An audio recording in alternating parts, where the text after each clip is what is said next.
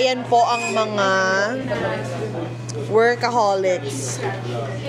Oy, say hello mga laptop class. Hello.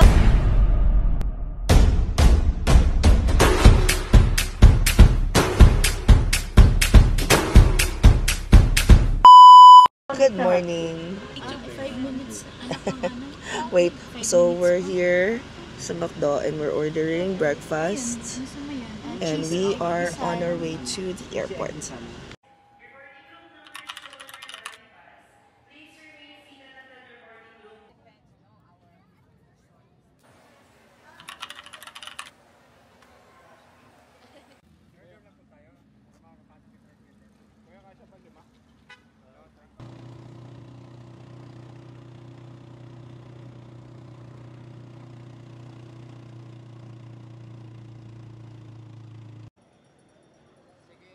Salamat po, sir.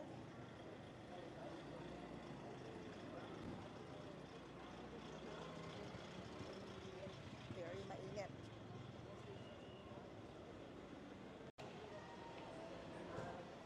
So we're now here at the port. This is the jetty port.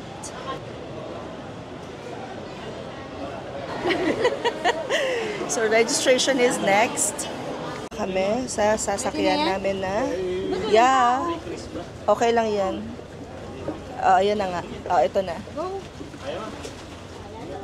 Go, Bakoy. Stay strong.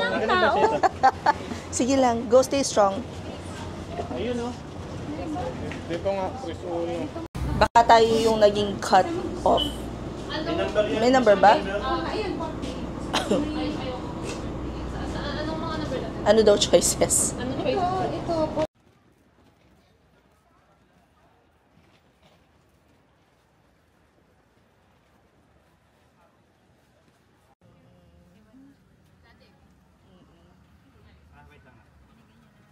Oo, tama nga rin. And we're here. A few moments later. Let me take you guys with us as we watch sunset here in Boracay. So this is where we're staying, and I highly recommend this place, you guys.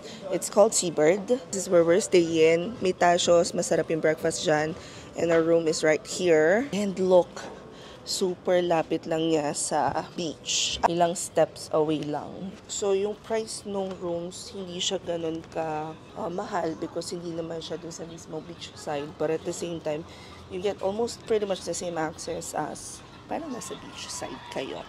Right around this time, guys, marami na nagsisale. Ganda yun, parang 600 lang daw ata yun, love. Look, alam nyo, dami-dami ditong mga cute na aso. Yes, the sand dogs.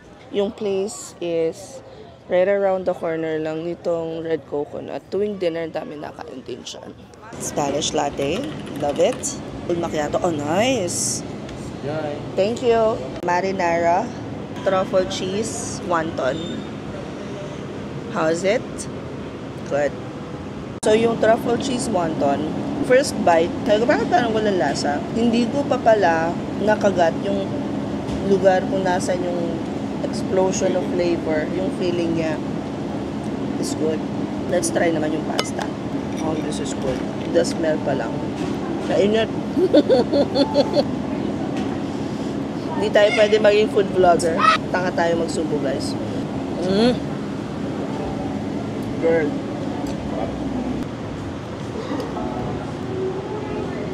Pak, sarap. 2 hours later.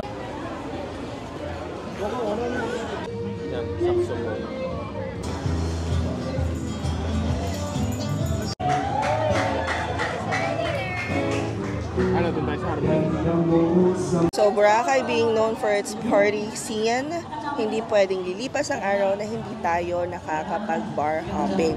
Kahit maagang work natin bukas, paninindigan natin to. First stop, Moy Racco.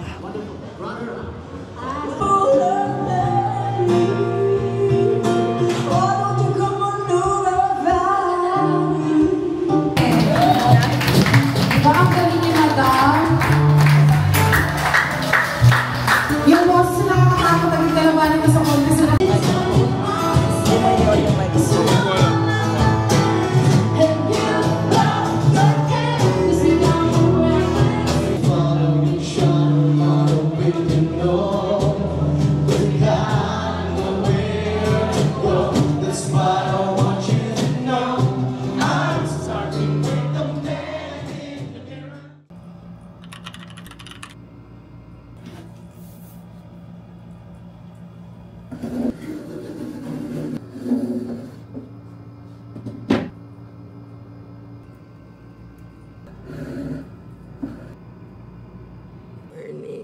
6:32. And our first meeting of the week is at 7 a.m.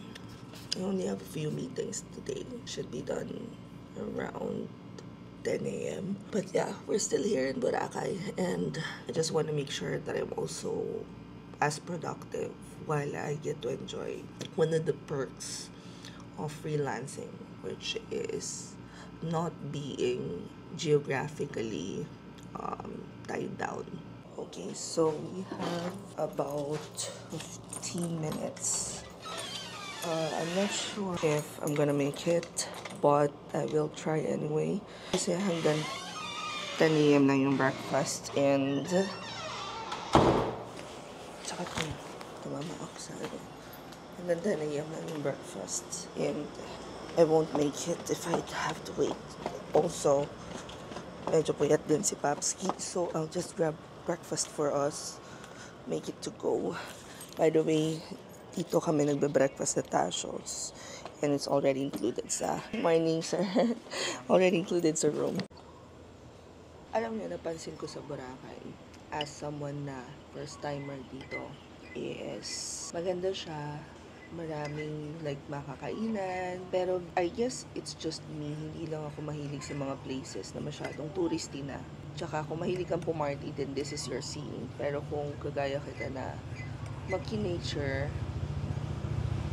na ang habal mo talaga is nature, then maybe no. Also, you're going to have to prepare yourself because sobrang init. I wanted talaga the water to be parang yung sa, kasi ang gusto ko is bantayan, ganyan. Sa Burias, ganun din, malamig din yung tubig. But here, no, talagang this is very, I wouldn't call it, typical beach because obviously, maganda pa rin naman talaga siya. Hindi naman siya magiging famous sa tourists if it's not nice. The water looks super good, but gusto ko sana malamig yung tubig. Sayang. Or maybe yung time lang na nandito kami is not like the best time because it's August. Although, sabi nila ito yung best time because walang lumot. Again, personal preference. Gusto ko lang talaga sa water. Sana malamig. One of the problems, I guess, is sobrang init na init ako. So, pagka nasusobrahan ako sa init, parang gusto kong bumalik sa room. Ganyan. Even sa gabi, parang walang hangin. We're back in the room. And dahil wala pa yung i-interviewin ko, kakain muna tayo. By the way, so I'm having tocino, and then for Papski, I also got him yung Western. Hello, you guys. So this is my work setup. Everything's here. Dito tayo kakain. Kasi yung next meeting ko is in 20 minutes. I'm gonna have to stop using that then. Was there ever a time that you had to coordinate with? So, oh, by the way, are you currently employed? Done with work, dahil medyo gutom ako. Lalabas kami, kakain kami dun sa hotpot na, dun sana kami dadalhin nung kapatid ni Mia kahapon. Kaya lang, pagdating namin doon, that was right around, I think 2 o'clock na, no? Medyo late na rin, wala na daw food. So, we wanna try it out this afternoon. Lang naman siya, malapit lang, like, feeling ko wala pang 5 minutes na walk. Yeah, I think wala na ako nalilimutan. Ako na naman alam ko anong gagawin ko. Pagkakain, matutulog, no? Pwede.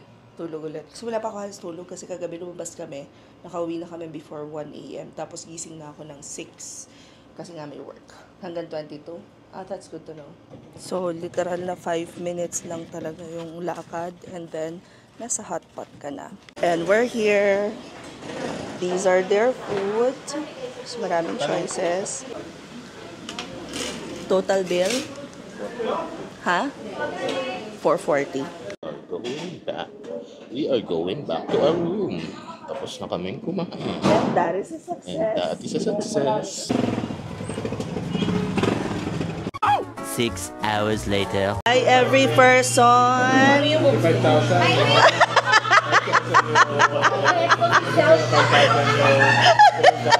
So we're here at Alamango and we're trying the 250. Tinanong ko anong pangalan nito. Ang sagot niya, yung 180. Ito yung 250. Tapos share na lang kami ni Papski. ganun. Mami, naka 4K ka talaga na ano. Oo, may kailangan.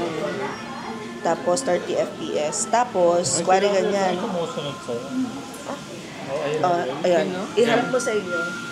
Pindutin mo lang yung ano. Tapos pag vlog ka na rin, ikwento mo kung anong ginagawa natin. Kailangan natin. Tapos CapCut. Tapos sa CapCut retouch. Ganda. Tanggal ang ano. Ikaw yung Tanggal ang mag-try? lamat ng nakalipas. Okay namin. Thank you. Hello, welcome to me and my boobs. Ayaw bumaba. Ay, nakakalba yun.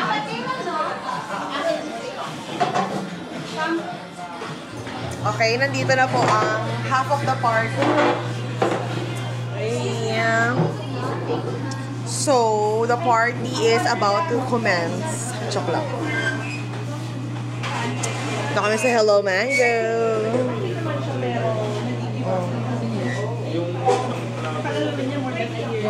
Ayan po ang mga workaholics. Oy, say hello mga laptop class. Hello, elite members of the laptop class. Hey. They are creating some dollars.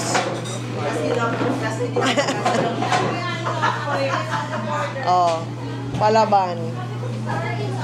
So, dito po yung mga mas elite pa. Mas elite pa. Kasi hindi nag-work. Mami, meron tayong violent reaction. Kinuha mo daw yung Hello Mango. Sabi ni Papa. May violent reaction. Hindi ka marinig. Dinala niya yung Hello Mango. Gcash dito? I think so. Bert. Bert. Baka na cellphone mo. Vlog takeover. So, habang sila po ay busy doon, Hindi kita. Ikaw talaga ang isa. Sumusunod tayo. habang busy sila doon, lalabas tayo. Let's go people watching, guys.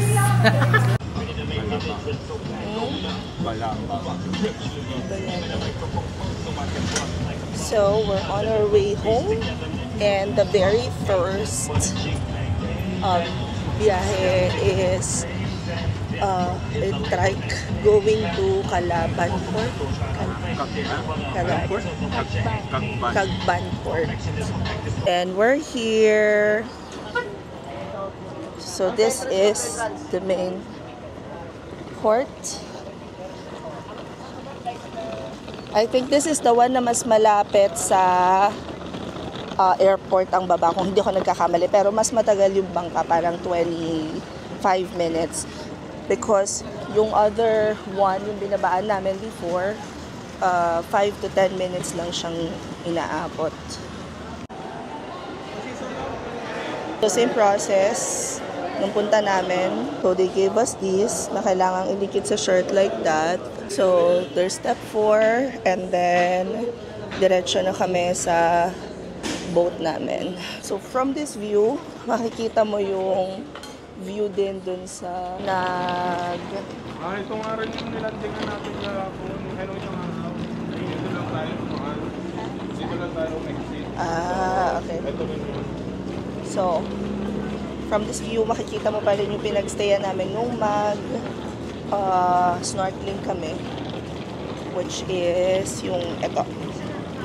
Yun, yung, if you can see, yung ano. And still, the water is so beautiful. Love it. Kaya lang, one thing that I noticed is that hindi ganun kalamig ang tubig. I was hoping nakagaya siya nung sa Cebu na malamig yung tubig. So kahit kainitan talaga na, kainitang tapat na swimming kami. Pros naman nun is hindi kami sunog na uuwi. So safe ang mga balat natin.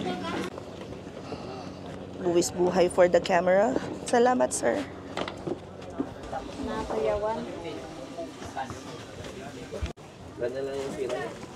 And we're here.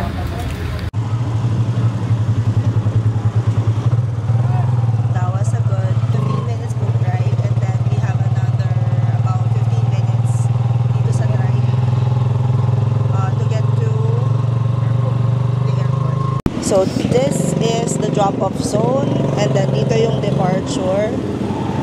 Maraming mga pampasalubong pa dito.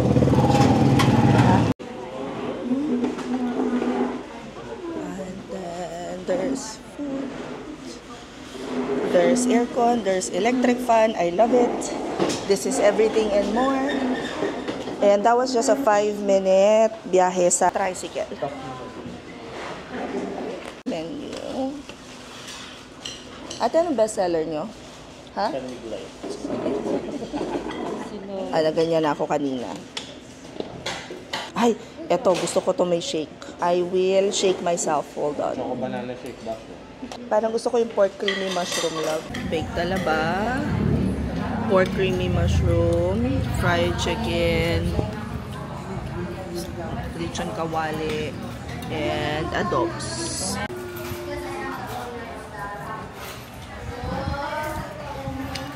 Finally, we are here. We're just waiting for our boarding, which is at around 12:15 yata. But overall, we are good. Busog na busog. Should be back in maybe a year.